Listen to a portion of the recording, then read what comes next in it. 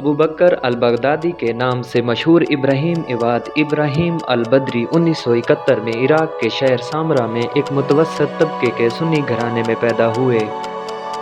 ان کے خاندان کو اپنے پرہیزگاری کے سبب جانا جاتا تھا۔ ان کے قبیلے کا دعویٰ تھا کہ وہ پیغمبر اسلام کی آل میں سے تھے۔ نوجوانی میں بغدادی کو قرآن کی قرأت کا شوق تھا اور وہ اسلامی قوانین کی پاسداری میں نہایت احتیاط برتتے تھے۔ ان کے خاندان میں انہیں مومن کہا جاتا تھا کیونکہ وہ اپنے رشتہ داروں کو اپنے سخت معیار پر پورا نہ اترنے پر تنقید کا نشانہ بناتے تھے۔ بغدادی نے مذہب میں اپنی دلچسپی یونیورسٹی میں بھی جاری رکھی۔ انہوں نے 1996 میں یونیورسٹی آف بغداد سے اسلامی علوم میں گریجویشن کی اور پھر عراق کی Saddam university for Islamic studies سے 1999 اور 2007 میں قرآنی علوم میں بالترتیب ماسٹرز اور پی ایچ ڈی کی۔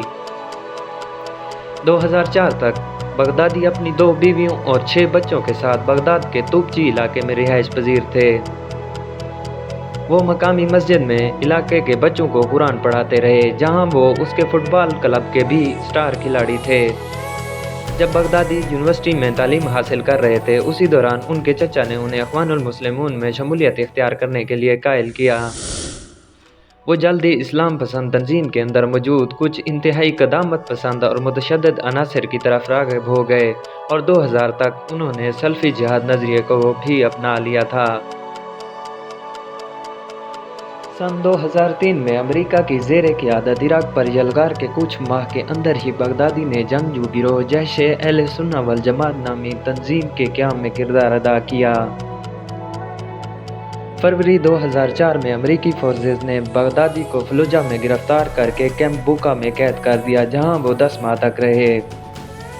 دوران قید بغدادی نے خود کو مذہبی معاملات کے لیے وقف کر دیا اور وہ نمازیں پڑھاتے، جمعے کا خطبہ دیتے اور قیدیوں کے لیے کلاسیں منعقد کرتے تھے۔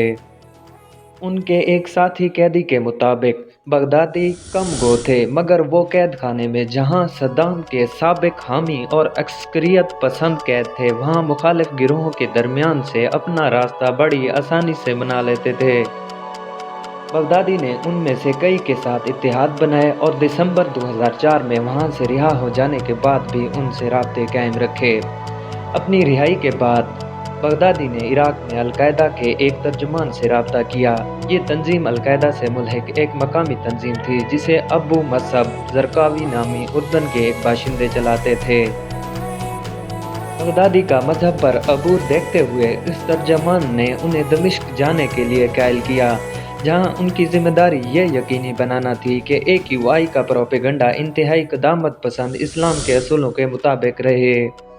الزرقاوی جون 2006 میں ایک امریکی فضائی حملے میں ہلاک ہو گئے تھے۔ ان کی جگہ ایک مصری شہری ابو ایوب مصری نے لے لی۔ اسی برس اکتوبر میں مصری نے AQI تحلیل کر کے عراق میں شدت پسند گروہ نام نہاد دولت اسلامیہ کی بنیاد رکھی۔ اس گروہ نے نجی طور پر القاعدہ سے وابستگی جاری رکھی۔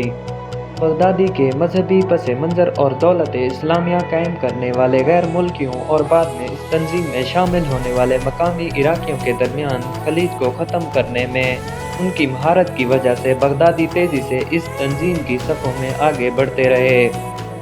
انہیں شریعہ کمیٹی کا سپروائزر تعینات کیا گیا اور دولت اسلامیہ کے امیر ابو عمر البغدادی کی مشیر 11 رکنی شورا کونسل میں نامزد کیا گیا۔ بغدادی کو بعد میں دولت اسلامیہ کی کوارڈینیشن کمیٹی میں بھی تعینات کیا گیا، جس کی ذمہ داری عراق میں اس گروپ کے کمانڈروں سے رابطے قائم رکھنا تھا۔ دولت اسلامیہ کے بانی اس کے امیر کی اپریل 2010 میں ہلاکت کے بعد شورا کونسل نے ابو بکر البغدادی کو نیا امیر منتخب کیا۔ بغدادی امریکہ کی اسپیشل آپریشن فورسز کی جانب سے تباہ کر دی گئی اس تنظیم کی ازسر نو تشکیل میں مصروف ہو گئے۔